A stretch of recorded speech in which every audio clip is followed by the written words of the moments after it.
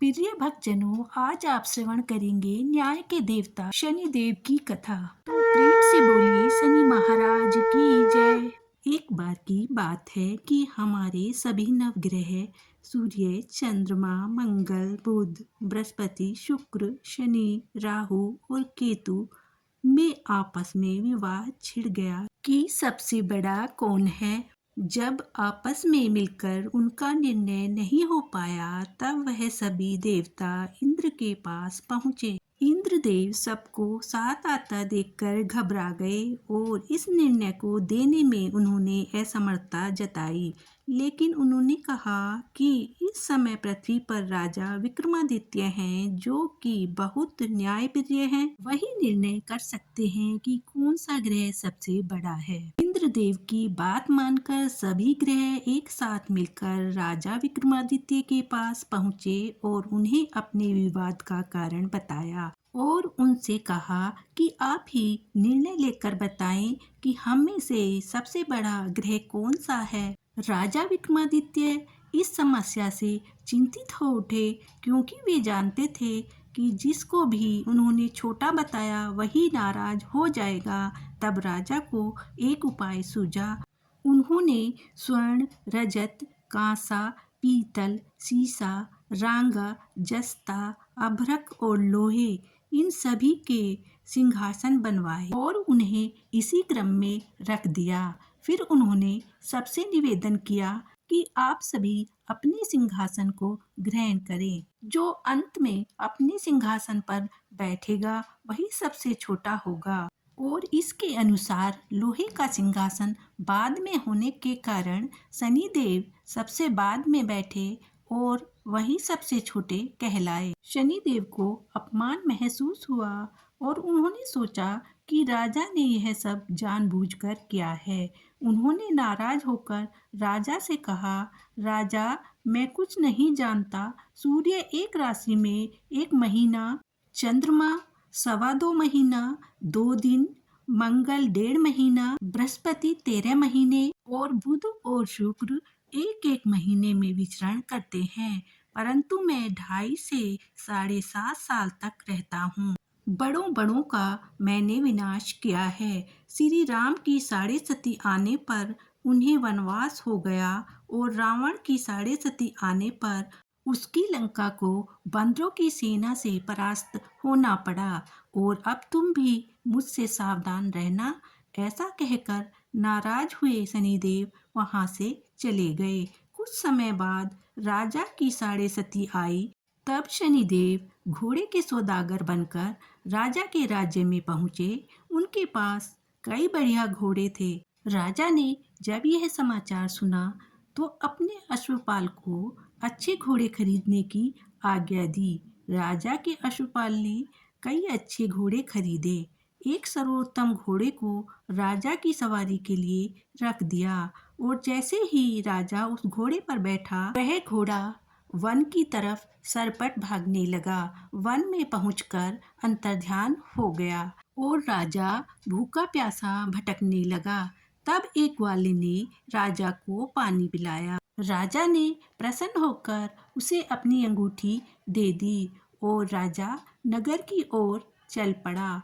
नगर में वह एक सेठ की दुकान पर पहुंचा और अपना परिचय उज्जैन के एक निवासी के रूप में बताया और सेठ की दुकान पर पानी पीकर कुछ देर आराम भी किया। भाग्यवश उस दिन सेठ की बहुत बिक्री हुई। सेठ ने उसे बहुत भाग्यशाली समझा और उसे अपने साथ खाना खिलाने घर ले आया। जब राजा सेठ के यहाँ एक कमरे में बैठा था तो उसने देखा खूंटी पर एक हार टंगा है और उस हार को खूंटी निगल रही है। थोड़ी ही देर में पूरा हार गायब हो गया। जब सेठ आया, हार को गायब देखकर सोचने लगा, इसी ने हार को चुराया है। जब यह बात उस राज्य के राजा के पास पहुंची तो चोर समझकर राजा ने उसके दोनों हाथ कटवा दिए और उसे नगर के बाहर फिकवा दिया। वहां से एक तेली निकल रहा था। हाथ कटे हुए व्यक्ति को देखकर उसे दया आ गई और उसे अपनी गाड़ी में बिठा लिया। गाड़ी में बैठकर वह बैलों को मुंह से आवाज निकालकर हाँकने लगा। उस समय राजा की शनि की दशा समाप्त हो गई। वर्षा काल आने पर वह मल्हार गाने लगा। जिस नगर में था उस नगर की राजकुमारी को उसका गाना बहुत पसंद आया और उसने प्रण लिया कि वह राग गाने वाले के साथ ही विवाह करेगी। इसलिए उसने अपनी दासी को उसे ढूंढने भेजा। दासी ने बताया कि वह एक ऐसा आदमी है जिसके हाथ नहीं है, परंतु राजकुमारी नहीं मानी। जब राजकुमारी नहीं मानी तो राजा ने तेली को बुलाया और उसे विवाह की तैयारी करने के लिए कहा और फिर उसका विवाह राजकुमारी के साथ हो गया। एक दिन शनिदेव उस राजा के स्वप्न में आए और कहा, राजन, तुमने मुझे छोटा बताकर कितना दुख झेला है। अब राजा ने उनसे क्षमा मांगी और प्रार्थना की, हे शनिदेव, जैसा दुख मुझे दिया ऐसा किसी और को मत देना। शनिदेव ने प्रार्थना स्वीकार की और कहा, जो मेरा व्रत रखेगा, मेरी कथा सुनेगा या कहेगा, उसे मेरी दशा में कोई दुख प्राप्त नहीं होगा। और जो नित्य मेरा ध्यान करेगा और चींटियों को आटा डालेगा, उसके सारे मनोरथ पूर्ण हो जाएंगे। साथ ही शनिदेव ने प्रसन्न होकर राजा के हाथ फिर से ठीक कर दिए। तब प्रातःकाल उठने पर राजा ने रानी को बताया कि वह उज्जैन का राजा विक्रमादित्य है। यह सुनकर सभी बहुत खुश हुए। सेठ ने जब यह सुना तो वह राजा से क्षमा मांगने लगा।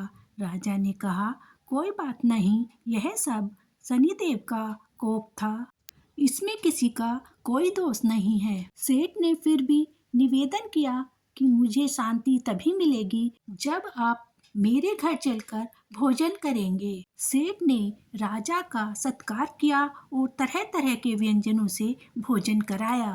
तभी सभी ने देखा जो खूंटी हार निगल गई थी, उसी हार को उगल रही है। सेठ ने स्वर्ण मोहरे देकर राजा का धन्यवाद किया और अपनी कन्या से विवाह करने का अनुरोध किया, जिसे राजा ने स्वीकार किया। और कुछ समय बाद राजा अपनी दोनों रानियों के साथ उज्जैन नगरी को चल दिए। उज्जैन की सीमा पर ही उनका खूब स्वागत हुआ। नगर में दीपक जलाए गए और खुशियां मनाई गईं। राजा ने घोषणा की कि मैंने शनिदेव को सबसे छोटा बताया था, जबकि शनिदेव सर्वोपरि हैं।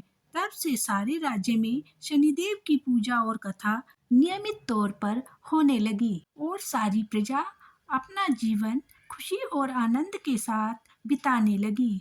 जो कोई व्यक्ति शनिदेव की इस कथा को पढ़ता है या सुनता है, उसके सब दुख दूर हो जाते हैं और सभी मनोकामनाएं पूर्ण हो जाती हैं। शनिदेव न्याय के देवता हैं। वह अपने भक्तों के साथ सदा न्याय करते हैं। प्रिय भक्तजनों, प्रेम से बोलिए शनि महाराज की जय।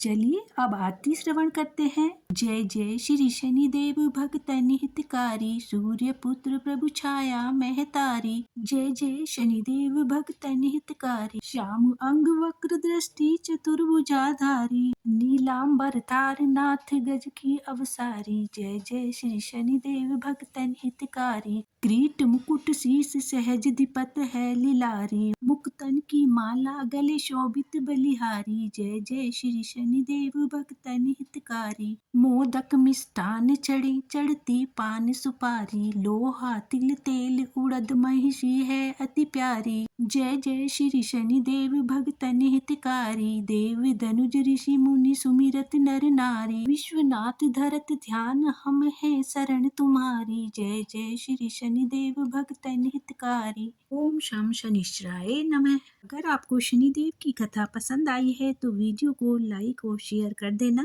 और कमेंट में जय शनिदेव लिख देना। प्रेम से बोलिएगा शनिदेव महाराज की जय।